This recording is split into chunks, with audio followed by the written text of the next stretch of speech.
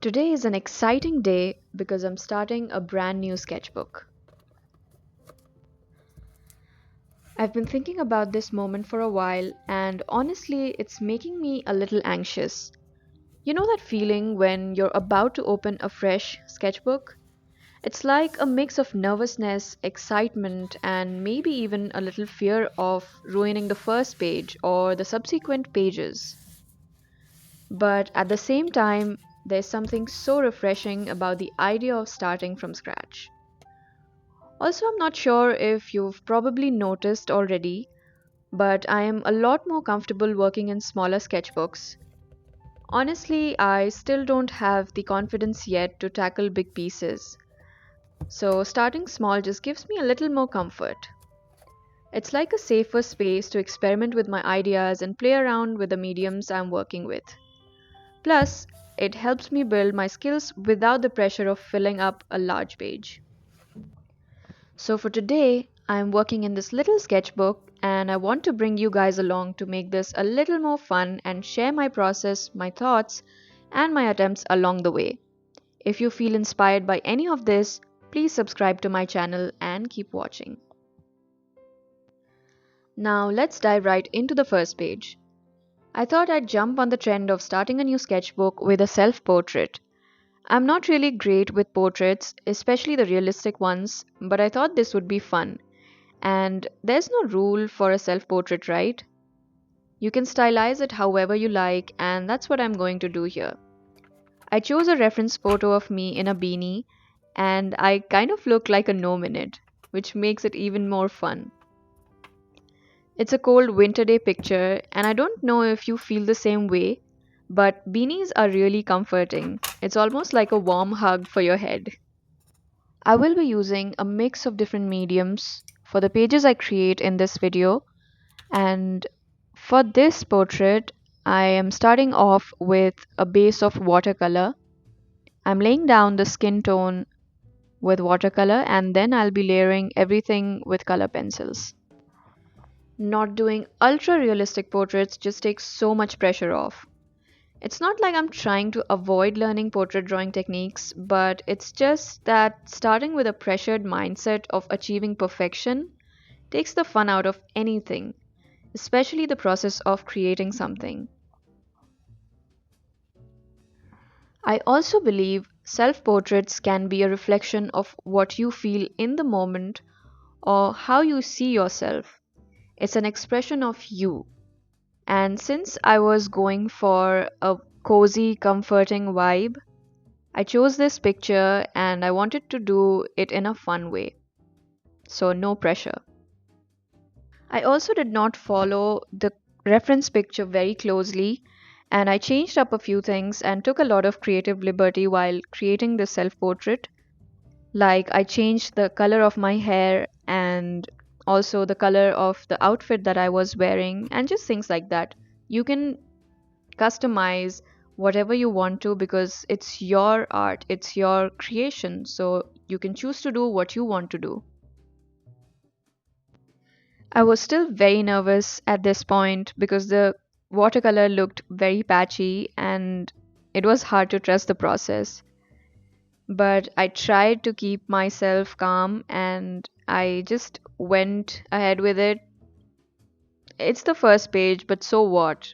It's a sketchbook and I use it to practice and not to make perfect art all the time.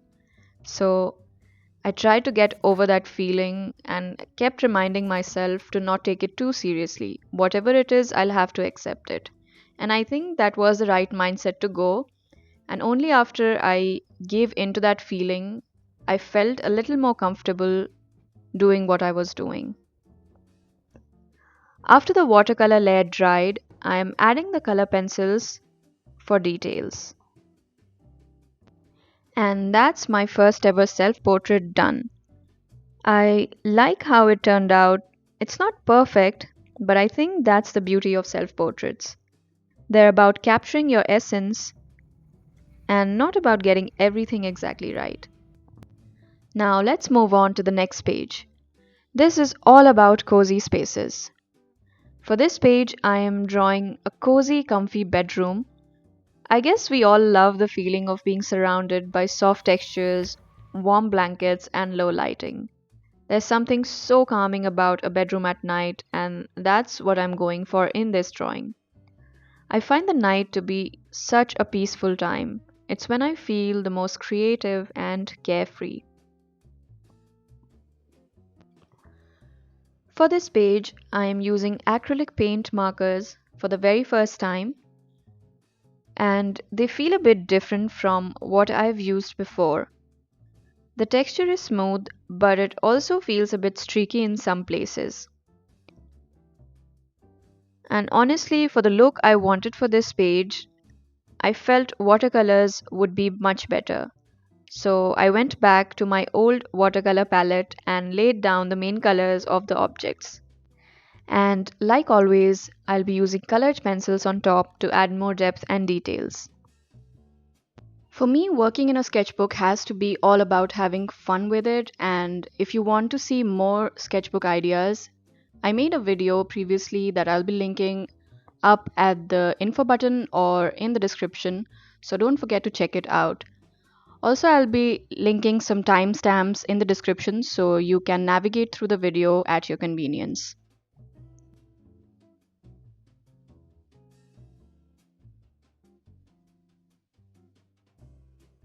I think I'm still figuring out how to use these markers to their full potential, and they feel a bit different from regular acrylic paint. I'm not used to their consistency, but that's the beauty of trying new things. You just explore and learn. I'm definitely going to experiment more with them in future pages, but for now I'm just going to stick to my regular watercolor and colored pencils.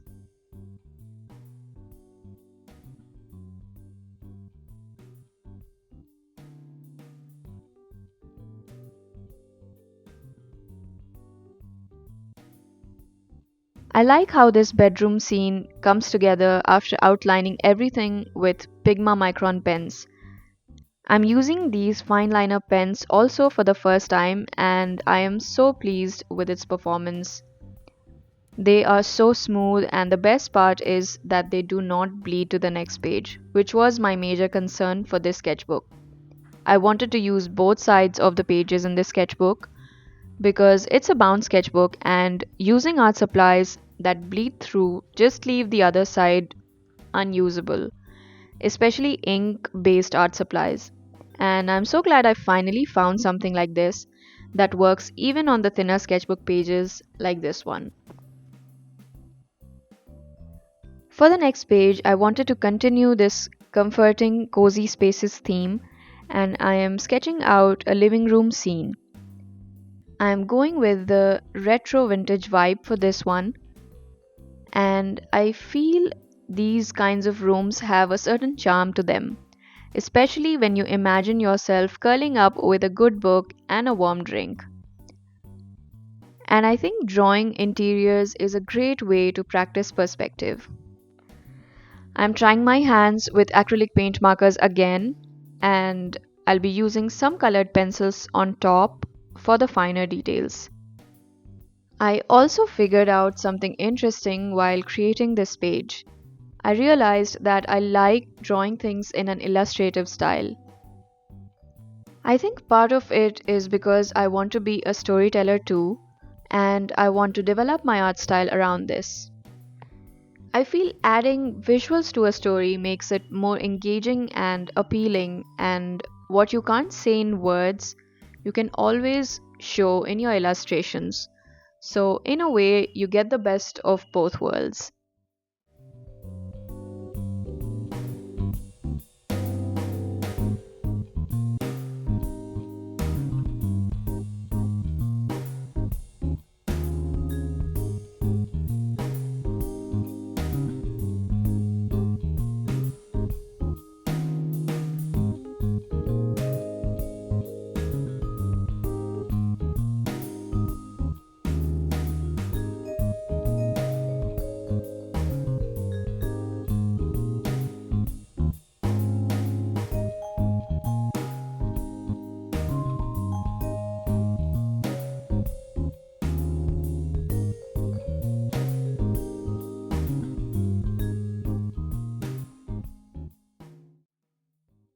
Now, with that, I'm done painting this page, and I think this living room really captures that cozy vintage vibe I was going for.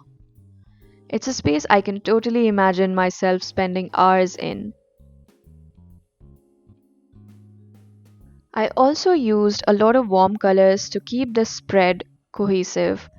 The rustic bedroom and this old timey living room both look cozy and inviting. What do you think? Let me know your thoughts in the comments. For the next page now, I am doing a winter fashion illustration. This one is again a bit retro in style, and I really loved the color schemes of the reference photos I found. I'll put them on the screen so you can take a look. I'm not trying to exactly copy the reference picture here, but I just want to take inspiration from the colors used in the pictures. As you can see in the first reference picture, that has this woman in the green trench coat, the color palette is so bright and vibrant, especially the beautiful orangey red background that makes the main subject stand out so much more. These are complementary colors, and that's why they bring out such a beautiful contrast. And for the next reference picture, for this color blocked checkered winter jacket, all the colors seem to harmonize with each other. I'm not sure how much of its essence I was able to capture with these markers because I did not have the exact same shade in the set, but whatever it was, I think it was still a very colorful mess. So let me know what you think about this one. I also made a little scarf at the back of the jacket just to fill up some of that empty space. And now I'm using some watercolors to paint the trench coat. I love this green color, and I think I've already mentioned before that green is one of my favorite colors. It's so soothing to the eye, and everything about green is calming and relaxing. Tell me in the comments which is your favorite color, and if you can actually have just one favorite color. For me, it's very difficult to pick just one color. I think I like all colors, but I gravitate towards some of these colors more than others, among which green is always at the top. Now, coming back to the painting, this was my most favorite thing to paint in this page. This beautiful, bright, warm red for the background. I just love how this makes everything stand out. But just next to it, I wasn't sure if I chose the correct background color for this multicolored jacket because it had so many colors. I just couldn't figure out what color would make it look better. So I like the left side of this page more and not so much the right side, but I don't know. I mean, it's just a sketchbook page after all. Now, for the next page, I have something very fun and whimsical. Let's paint some birds and animals. For this, I am sketching a little scene here with two birds perched on a branch and a curious little cat underneath them. It's not really a composition, but just a cute random doodle of anthropomorphic animals.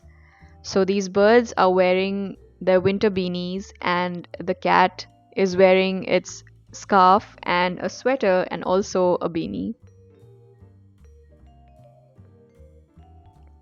I don't know why, but the cat's face looked a little creepy when I was sketching it out. But I think that it got better when I painted it. So I outlined everything with the same micron pens I used earlier. And I also love the fact that these pens are completely waterproof. I don't know why I hadn't used them until now, although I got them really long ago. Anyway, now I know, and they've already become one of my favorite art supplies. Now, coming back to the page, I am using watercolors to paint these cute little birds.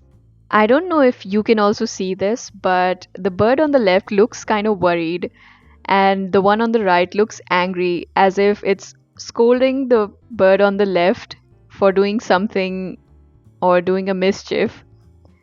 And like you already mentioned, the cat looked a bit creepy when I sketched it out, and now I think it looks creepy cute. Let me know what you think about this. Does it look cute to you, or does it look creepy and scary? I also like how this page is all over the place and it doesn't really look cohesive or anything. It's just like random things put on one page. But that's the kind of fun you should be having in your sketchbook and not be very, very serious about anything you put into it. It's just your place to have fun and explore whatever you want to. There's also some extra space at the bottom of this page, and I didn't know what to do with that, so I just left it blank. But later on, I had an idea that I could just write some quote or a text, so I'll probably do that in some pages of this sketchbook. Finally, for the last page of today's video, I decided to draw an English style cottage. These kinds of houses attract my attention a lot. They are so cozy, especially with all the foliage around them. They almost feel like they belong in a fairy tale, and I love how vintage and whimsical they look. For this drawing, I kept it really simple. I'm only going to be using watercolors for this page and no colored pencils, nothing. And since this sketchbook page is not that thick, also it's not watercolor paper, but I just love using watercolor so much that I can't keep my hands off of it. However, I had to be a bit careful with how much water I used so the paper wouldn't warp. But the great thing about watercolor is that with just a few light washes, you can create very beautiful effects. I've really started liking watercolors a lot. I use watercolors in almost everything I draw and paint. I think you must have noticed that if you've been following me for a while. There is something so calming and relaxing about watercolors. The fact that you can't be very controlled and precise with watercolors gives so much room to explore. I love the looseness and the unevenness of watercolors, and it helps to create such beautiful textures every time you put it on the paper. And I think that it adds a lot of interest to anything you paint. For this page, since I did not use any other medium to add details, I used the wet on dry technique to build up the colors and add more depth and details.